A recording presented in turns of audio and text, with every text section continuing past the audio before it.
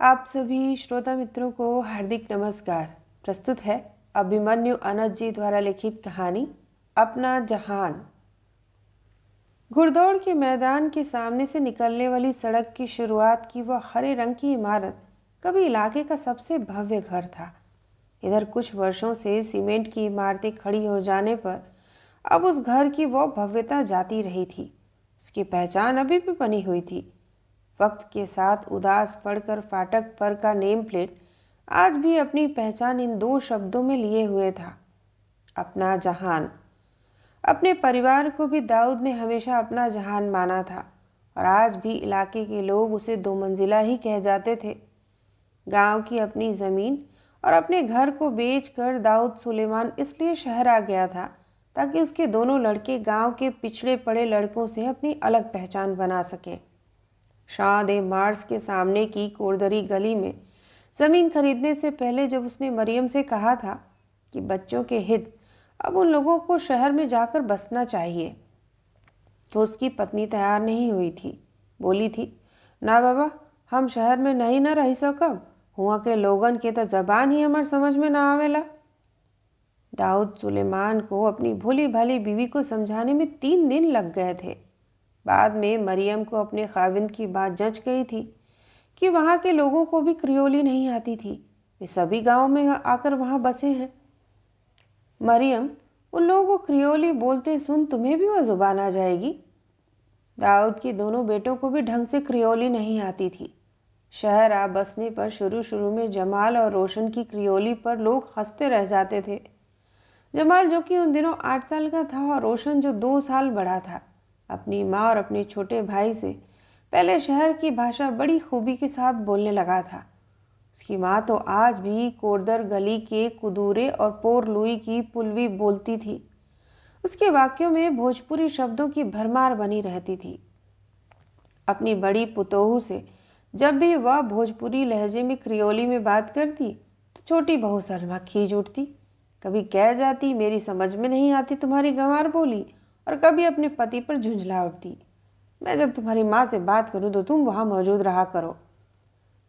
मरियम आखिरी दम तक सही ढंग से क्रियोली बोलना सीख नहीं पाई, लेकिन उसकी बड़ी पतोहू हमीदा अपनी सास से भोजपुरी सीख कर रही। उस अंतिम घड़ी में अपनी सास के हाथों को अपने हाथ में लिए बोली, नए अम्मी, हम लोग के छोड़ के नए जा। अपनी बीवी की मौत के बाद दाऊद सुलेमान की दुनिया अंधकार में डूबती चली गई। दोनों पुत्र वधुओं में सिर्फ हमीदा थी जो उसका ख्याल रखती थी। सुलेमान का संसार अंधेरे में डूबता ही गया। 7 शयन कक्षों वाले घर में जब उसने अपना सोने वाला कमरा भी ले लिया था तो वो चुप रहा। बड़े बेटे ने अपने छोटे भाई को ऐसा करने से रोका तो सही, पर चूंकि उसका छोटा भाई अपनी बीवी की बदौलत अब जमाल से भी अधिक हैसियत वाला बन गया था, इसलिए जमाल उससे अनुरोध तो कर सकता था पर आदेश नहीं दे सकता था। घर का सबसे छोटा कमरा पाकर उसमें रहकर सुलेमान चुप रहा। बड़े बेटे से यह भी नहीं कहा कि उस कमरे में कभी हफ्ते भर झाड़ू नहीं लगती, बिस्तर की चादर भी कभी लंबे समय तक बदली नहीं जाती। आज उस पूरे घर की खिड़कियों के पर्दे बदले जा रहे थे। कोई 4 साल बाद आज वह 2 मंजिला नए रंगों से रंगा जा रहा था।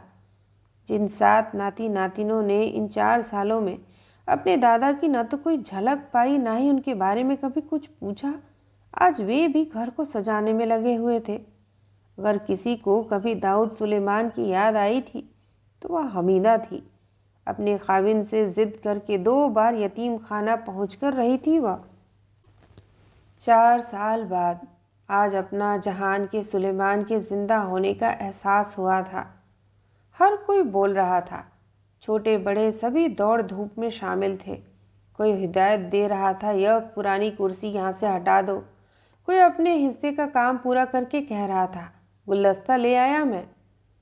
फूलों की खुशबू, रसोई से आती बिरयानी की ज़ाफ़रानी महक।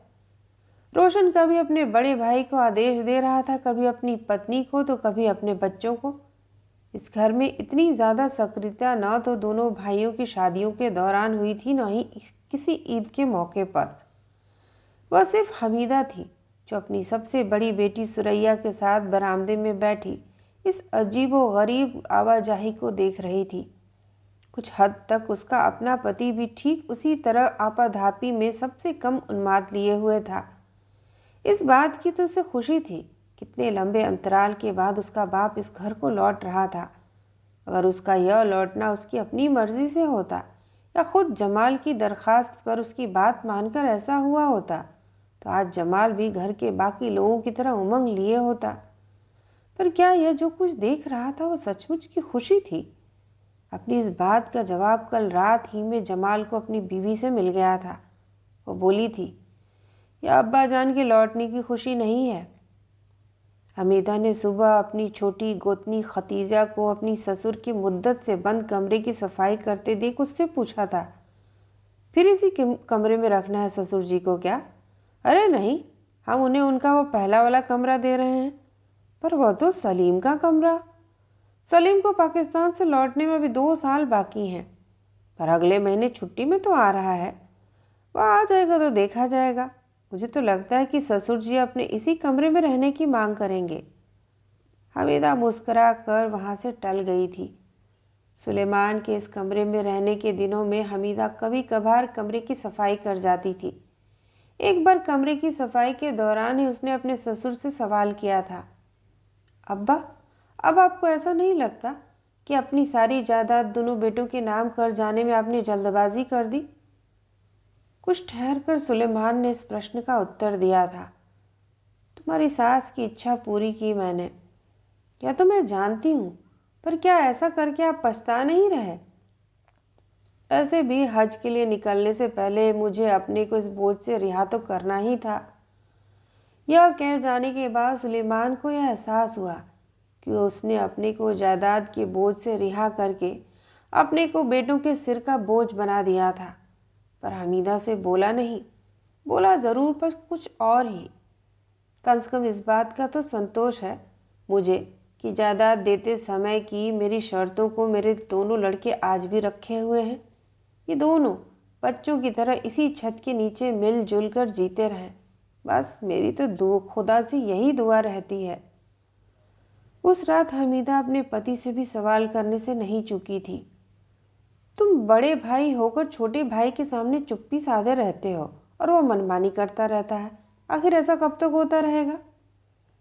जमाल से एक बार फिर अपनी बीवी के सवाल का जवाब नहीं बन पड़ा था।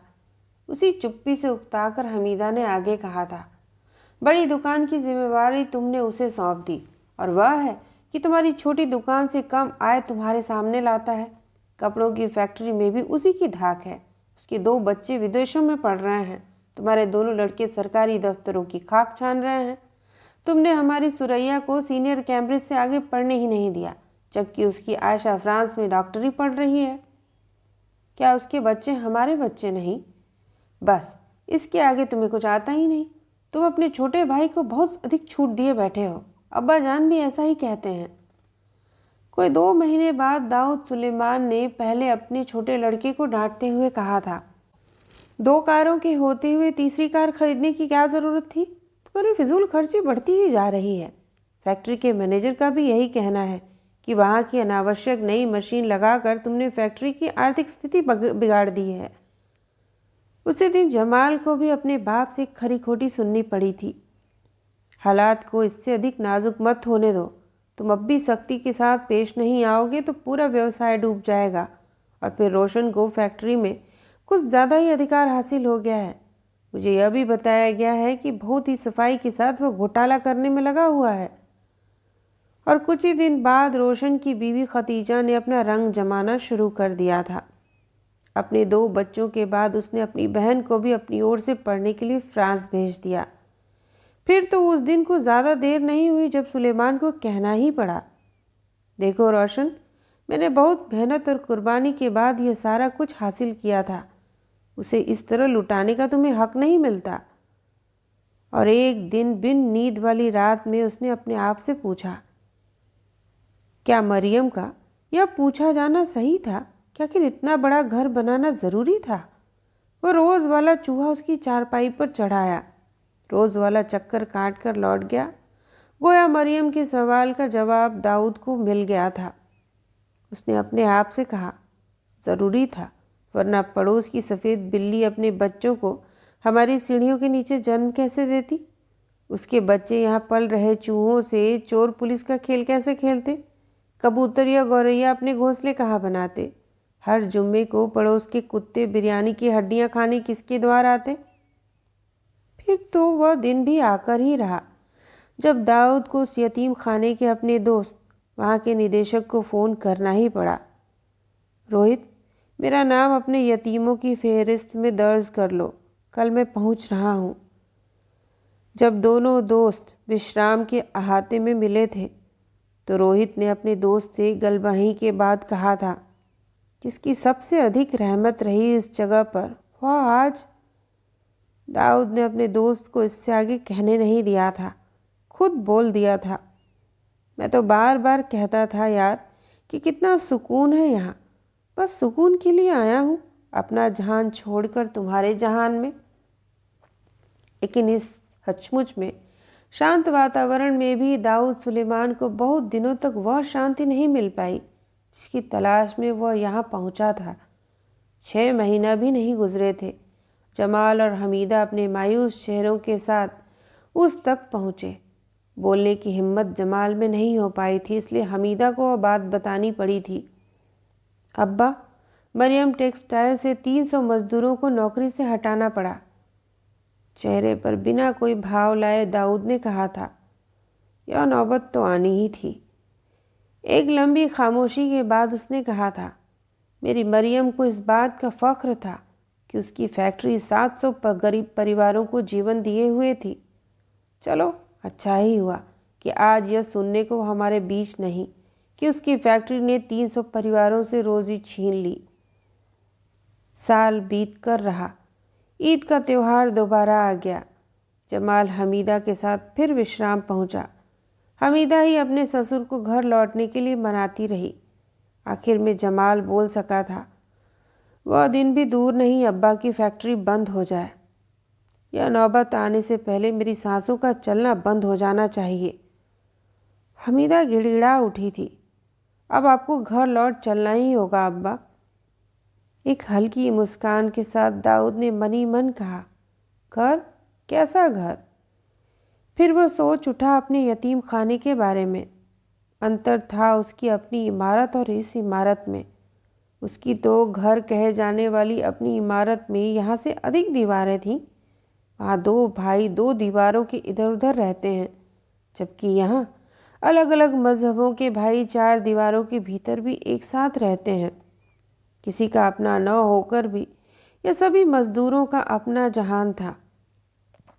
नहीं हमीदा, वह आलीशान घर बिक गया होता तो मुझे इतना दुख नहीं होता जितना फैक्ट्री की हालत जानकर हो रहा है। अब मुझे लगता है कि सबसे बड़ा कसूर मेरा ही है।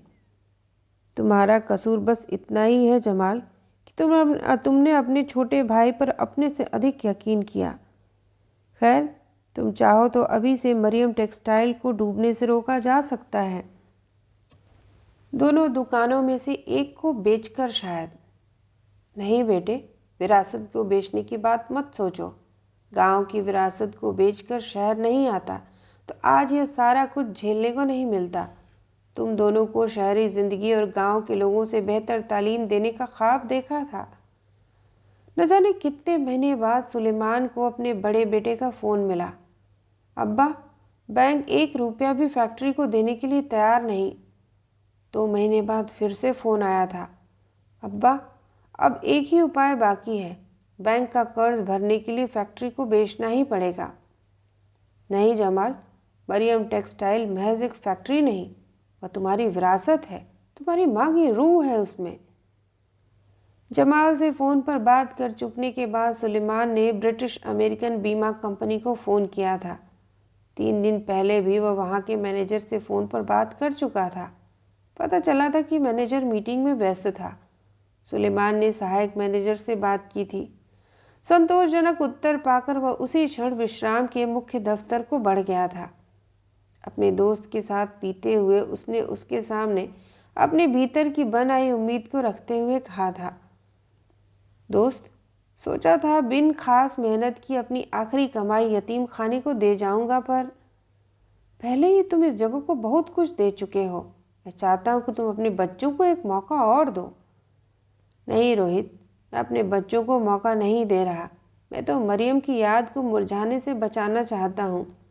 यहाँ के 200 व्यक्ति तो यूं भी भूखे नहीं मरेंगे, जबकि मरियम टेक्सटाइल के 600 कामगारों के बाल बच्चों के मुंह से निवाले छिन जाने का सवाल है। वैसे भी मरियम टेक्सटाइल मेरे लिए एक मस्जिद के बराबर है। मैं जानता हूँ सुलेमान, मेरे सामने ही तो तुम्हारे और मरियम के बीच यह बहस छिड़ी थी। तुम अपने गांव की बची हुई ज़मीन के टुकड़े पर मस्जिद बनाना चाह रहे थे और मरियम तुमसे फैक्ट्री की मांग करती रही थी। और ज़िंदगी में पहली बार मैं उसकी बात को अपनी बात से अधिक महत्व दे बैठा था। तब तुम खुश थे। आज आज भी मैं खुश हूँ। उस वक्त मैं मरियम की जीत पर खुश था, आज अपनी जीत पर। मैंने सपने में मरियम से वायदा किया है कि उसकी जिस यादगार को उसके बच्चे धूमिल करके नेस्तनाबूद करने जा रहे थे, मैं उसे बचा कर रहूँगा। मुझे तुम्हारे और मरियम के बीच की एक बात और याद आ गई। जब तुम अपना बीमा करवा रहे थे तो सारे जीवन काल के लाभ को ठुकरा कर तुमने उसे अपनी मौत के बाद मरियम और बच्चों के हित में लिखवाना चाहा था। हाँ दोस्त, और मरियम ने मुझे मजबूर किया था कि मैं उसे 25 साल से अधिक की पॉलिसी न बनाऊं और जीते जी मैं इस लाभ को हासिल कर लूं। उसका यह भी हक था कि मेरे बाद ही कोई दूसरा उसका हकदार बने, मेरे होते नहीं। तो यह दूसरी बार था कि तुमने अपनी जिद छोड़कर अपनी बीवी की बात मानी थी। मेरी वे 2 हारें जो वक्त के साथ मेरी जीत बनी। अपने बच्चों से 4 साल दूर रहकर आज दाऊद सुलेमान बस द्वारा कोरदरी गली के अपने घर पहुंचा। उसके दोनों लड़कों ने रात को उससे फ़ोन पर बातें की थी। दोनों उसे अपनी अपनी कार में लेने यतीम खाना पहुंचना चाहते थे। दाऊद ने दोनों से एक ही बात कही थी। वहाँ से यहाँ बस के ज़रिए आया था, यहाँ से वहाँ भी बस के ज़रिए ही पहुँचूँगा। छोटे बेटे ने साहस बटोर कर यह भी पूछ लिया था, हो पाया पूरी रकम का बंदोबस्त? दाऊद ने इस सवाल का कोई जवाब नहीं दिया था। सुबह उसकी बड़ी बहू हमीदा ने उससे फ़ोन करके उससे मांग की थी कि वो बस से ना आए। अब्बा, जमाल आपको लेने आ जाएगा। उस घर की तुम ही हो जो सबसे ज़्यादा याद आती हो बेटी। फिर भी मैं अपनी ज़िद पर अड़ा रहूँगा।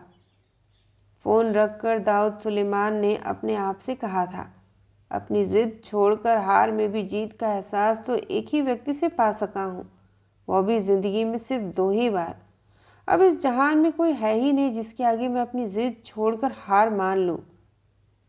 विश्राम में दाऊद को एक खास कमरा मिला हुआ था, पर वह उसमें बिरले ही रहता। इतनी लंबी अवधि के बाद अपने ख़ानदान के लोगों से मिलने से पहले उसने कुछ समय एकांत में बिताना चाहा। उस खास कमरे में पहुंचकर वह चारपाई पर लेट गया। बंद रहने के कारण कमरा गर्म था। उस ठंडे में वह गर्मी उसे अच्छी लगी। सामने की दीवार के आईने में वह अपने चेहरे को देखता रहा। हज से लौटने के बाद जब उसने दाढ़ी बनानी छोड़नी शुरू की थी तो मरियम को उसके चेहरे पर दाढ़ी अच्छी नहीं लगी थी। बोली थी, बिन दाढ़ी के तुम अधिक अच्छे लगते थे। दाऊद झट बोल उठा था, कहो तो निकाल दूँ? इस पर मरियम बोली, अब तुम हाजी हो, दाढ़ी ज़रूरी है, लेकिन तुम्हारी दाढ़ी के बावजूद मैं तुम्हें उसी पहले वाले रूप में देखती हूँ जब लोग तुम्हें राज कपूर कहा करते।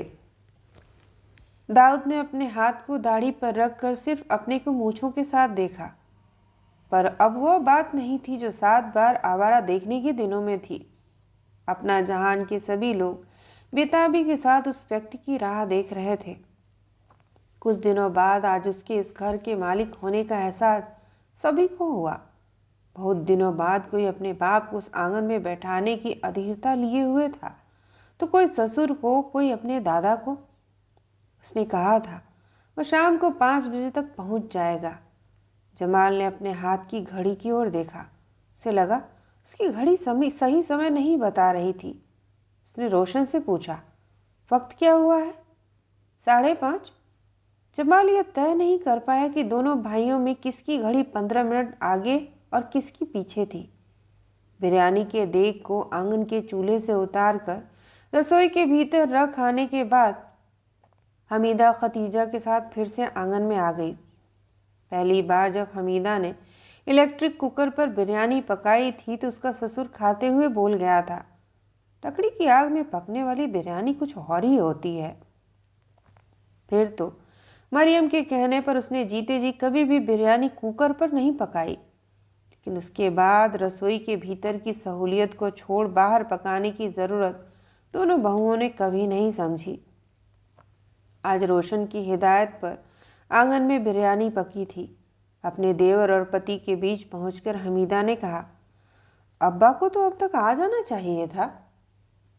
उसका अब्बा अब भी बस स्टॉप पर खड़ा सोचे जा रहा था, क्या सचमुच वह अपने जहान को अपने जहान के बीच में जा रहा था? विश्राम के फाटक तक उसे छोड़ते समय अभी चंद मिनट पहले रोहित ने उससे कहा था, मैं एक बार फिर तुमसे यह कह रहा हूं दोस्त कि 4 मिलियन रुपए की इस भारी रकम को तुम जुए पर रख रहे हो। मुझे अभी भी इस बात का यकीन नहीं कि इससे मरियम टेक्सटाइल फिर से जिंदा हो सकती है। अपने कोट की भीतरी जेब के भीतर बीमे का वह चेक दाऊद को इस्पाती वजन सा लगा। उसने अपनी मरियम को याद करके उससे पूछा, तुम क्या कहती हो मरियम? तभी शहर जाने वाली बस उसके सामने आकर रुक गई। रास्ते की उस दूसरी ओर वह दूसरी बस रुकी जो विश्राम की ओर जा रही थी। दोनों से सवारियां उतरी और दोनों पर सवारियां चढ़ने को आगे बढ़ीं। दाऊद सुलेमान के भी कदम उठे। तो यह थी कहानी अपना जहान। सुनने के लिए आप सभी का धन्यवाद।